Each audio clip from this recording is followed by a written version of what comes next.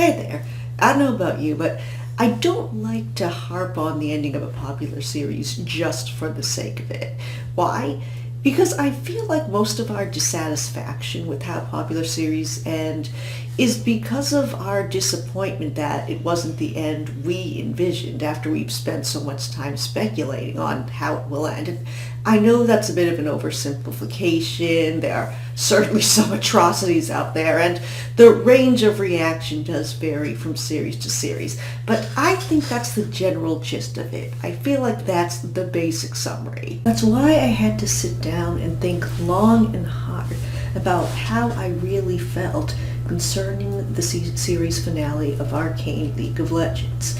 And, well, the test results are in, and I came back positive for overall satisfied.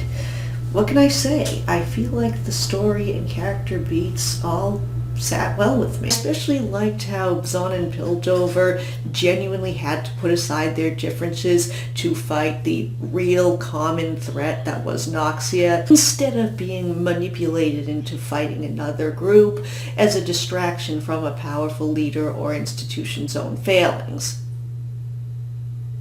Hey, I know that's a great plot point, but I just found it refreshing to see the OG version of that conflict, that's all. I do only have one problem with it. It just happens to be a big enough problem that I want to talk about it.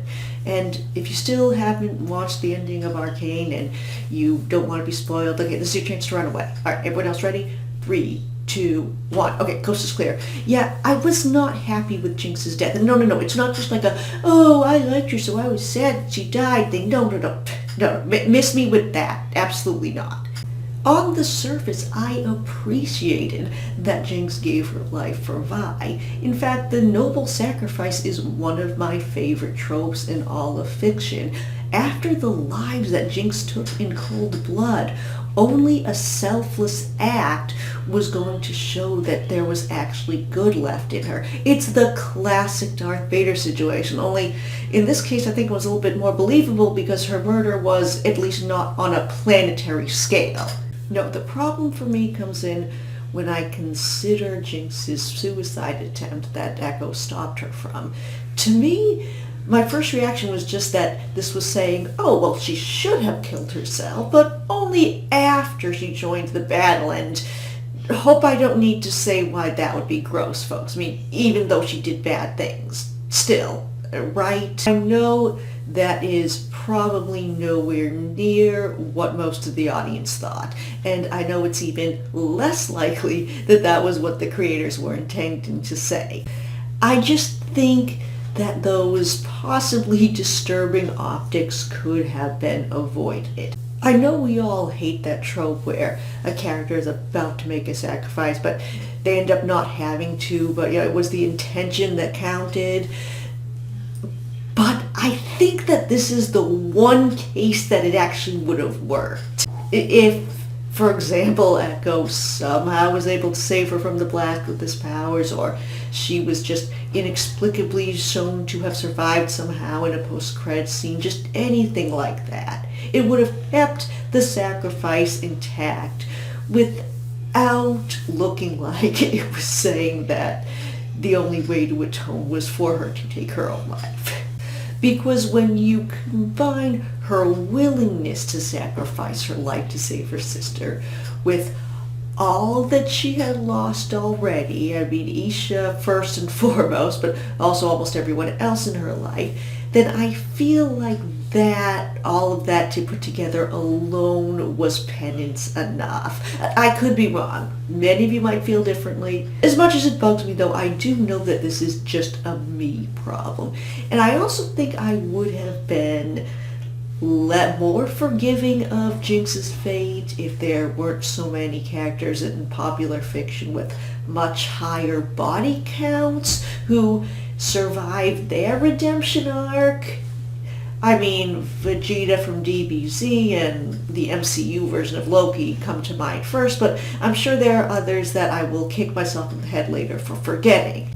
But as much as we may love DBZ and the MCU, I think at least in most ways Arcane was a much more psychologically and emotionally nuanced work. I feel like this series was just more willing to delve into the realities of what taking a life does to a person. I think they really wanted to handle Jinx's situation as responsibly as they could within the relatively short amount of time they had and with the other story elements they had to juggle. In fact, right after I watched the series finale of Arcane, I racked my brain for examples of a very specific phenomenon in all of popular media. And when I say popular media, I just mean the kind of thing that they don't make you read in school. I was looking for something where a key character goes through a redemption arc. They eventually do the right thing after they killed some people, maybe even a lot of people, but they don't end up getting killed off, and somehow that doesn't feel like a complete moral cop-out. Now, I can't speak to media that I'm not familiar with, but as for the ones that I do know, I could only come up with one solitary example.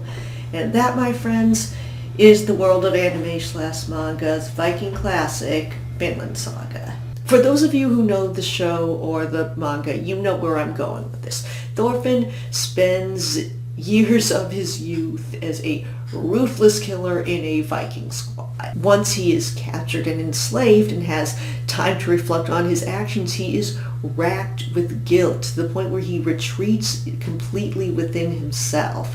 It's not until he makes a connection with his friend Ragnar that he starts to repent for his actions by helping others, the same kind of people who he and his crew brutalized in the past. Now, why does this feel as genuine as it does? Well, I'd say there are two reasons. The first is its setting. I'm no historian, but I think it's safe to say that killing was just more of a thing that people did back in medieval days. And the second reason is the time the series has in comparison to Arcane. While Arcane ended after 2 seasons, Vinland Saga so far has 2 seasons.